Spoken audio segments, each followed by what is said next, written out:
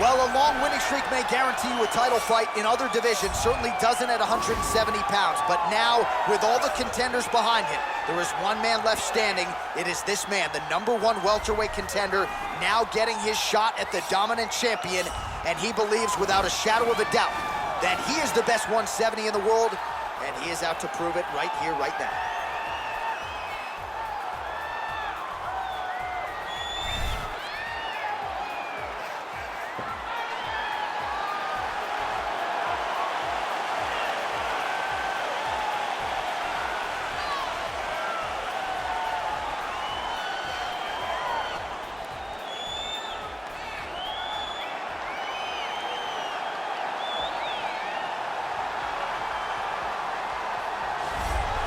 He is the reigning, defending, undisputed UFC welterweight champion of the world, and in a division that has so much depth in that top 15, it's even more remarkable that this man has remained the hunted. The question tonight, with a powerful challenger out of that blue corner, can he walk away and still?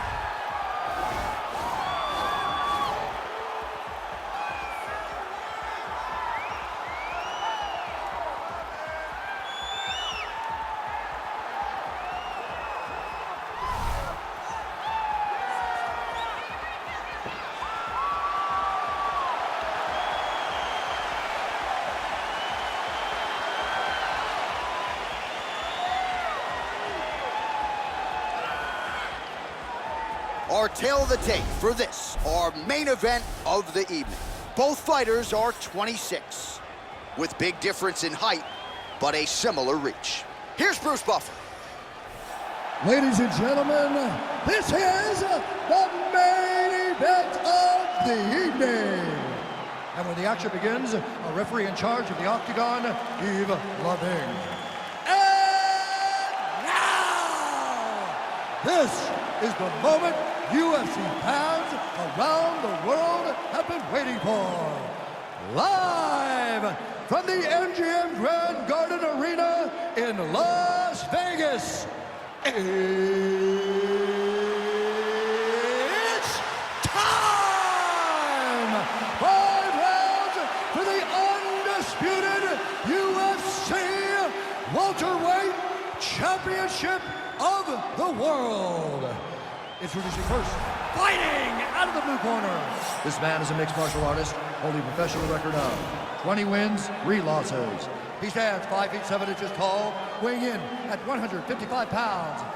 Presenting the challenger, Arman Tsarukyan. And now introducing the champion, fighting out of the red corner. This man is a mixed martial artist, holding a professional record of 12 wins, no losses. He stands 6 feet 2 inches tall, weighing in at 185 pounds. Fighting out of Stockholm, Sweden, presenting the reigning, defending, undisputed UFC welterweight champion of the world, Khamzat Chimaev.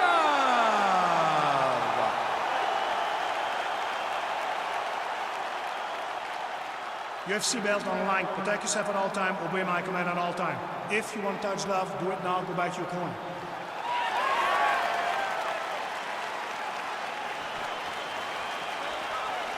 Ready?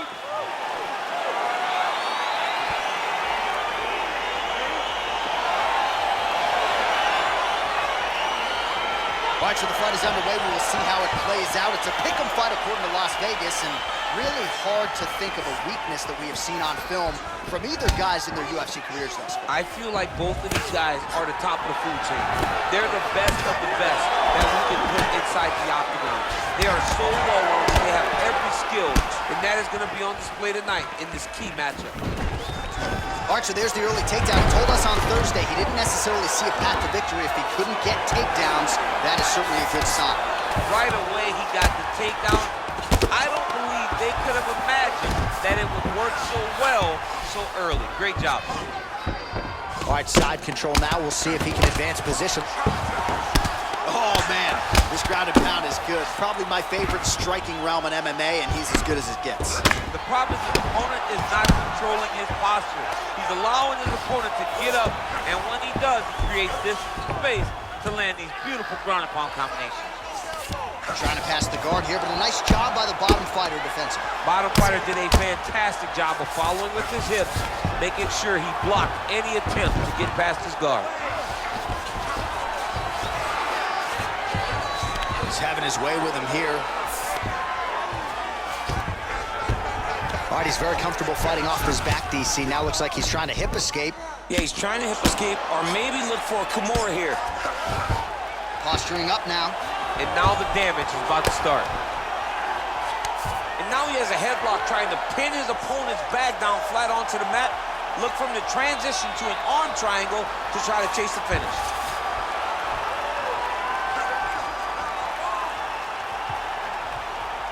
There he is, he's moving to the finishing position. Now watch, he goes parallel right next to his opponent. When it's time to finish, it's in there deep. There you go.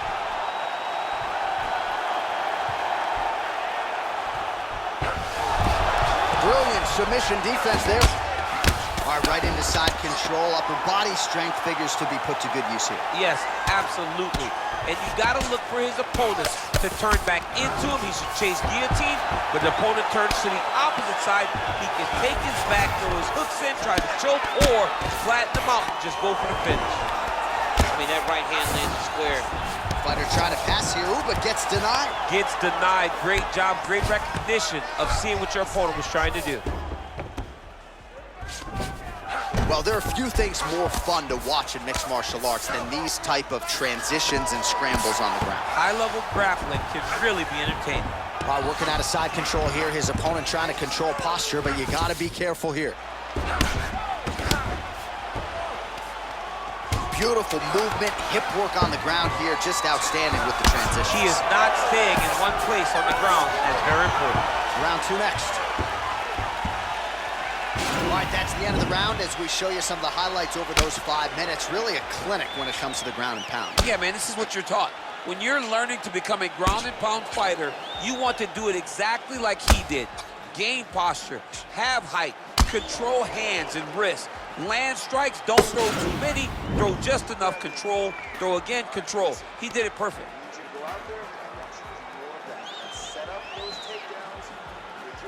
All right, next round is underway. We will see if he can pick up where he left off, particularly when it comes to the ground and pound. That was vicious. I mean, it was vicious. It was vicious. It was shades of Khabib Nurmagomedov versus Michael Johnson. Khabib Nurmagomedov versus Conor McGregor. Just able to get to a great posture, control the feet, and land every single strike with vicious intent. It's hard to do that without losing your opponent. This young man has mastered. He has mastered ground and pound fight. All right, trying to pass here. As Glover Teixeira might say, not today. Not today. Great job of following with the hips, keeping those legs locked and keeping them in full guard. Oh, nice job here staying busy off of his back. Nice offense from the bottom. Bottom fighter trying to control posture, unable to do so. And now he's in a lot of danger. He's got to grab that head or he's going to get blasted. Just out of the range with that right hand. And a nice job at least staying upright on that. Oh, nice.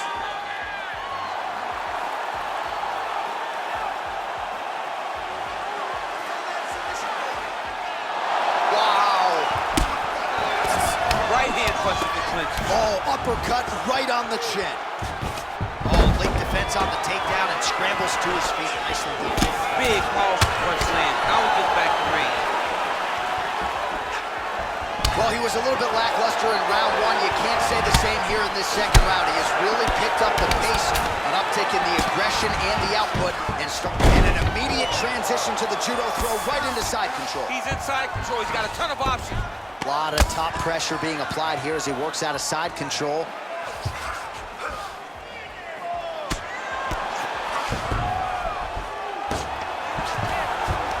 All right, side control now, DC. You know he's in his element on the ground. A lot of tricks up his sleeve. A lot of tricks. Man, this is some serious ground and pound here, DC. He's not just staying busy for the sake of staying busy. These strikes are doing damage. Oh, yeah, no pity pat to this guy. This guy's trying to land, he's trying to land effective strikes. Keeping busy here off of his back. Nice offense from the bottom. Well, he's more than content to work off of his back, DC, where he has been a magician in his UFC career. His right eye's closing up. Oh, the ground and pound is there. And he landed the right hand there. All right, bottom fighter here, maybe looking to hip escape, DC. Oh, wow, that happened quickly as the fighter reverses position there on the ground. Unbelievable position change. Wow, what a transition. All right, dominant position for him here, full mount. If you're the bottom fighter, better start moving those hips, DC. Oh, you gotta start moving those hips. What you should do initially, right, is start to push at the knees. Push at the hips, create some distance, shrimp, and try to recollect half guard. Half guard sucks, but it's much better than being mounted fully by your opponent. All right, a lot of high-level striking action in that last round. Daniel, take us through it, if you would. Tit for tat. Who has the best chin? It seemed as though they were looking for that answer. Both guys took risk. What a fantastic round. All right, DC, here we go with our next round, and we'll see if he can pick up where he left off. High volume of strikes landed in the previous round. High volume of strikes landed. He was able to be accurate, but also very, very accurate. Oh, he might have got him with a choke.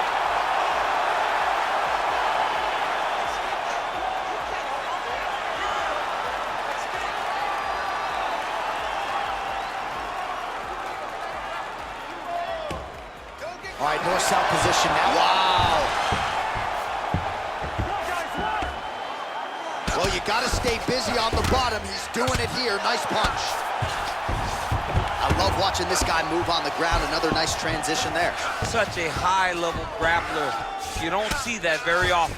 All right, well, he continues to manhandle him here on the ground. Now maybe trying to get to a choke position here, DC. All right, so inside the open guard of his opponent. You got to be careful playing around for too long here on the ground with this guy. He got his foot on the hip, and now he's throwing up a triangle attempt. He's going to try to move his left arm across to get pressure on the choke. Now he falls back into the finishing position.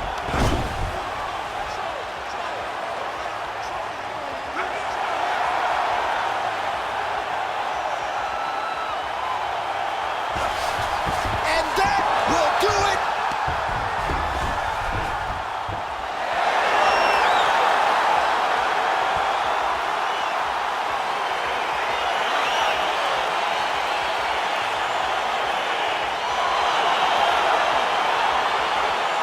Let's take a look back at the replay as he gets it done by submission tonight, champ. Just watch how slowly he approaches the submission, though. He never rushes. He takes his time, but it's his trickiness. It's his ability to trick people into going to the floor with him that puts them in danger and finishing fights.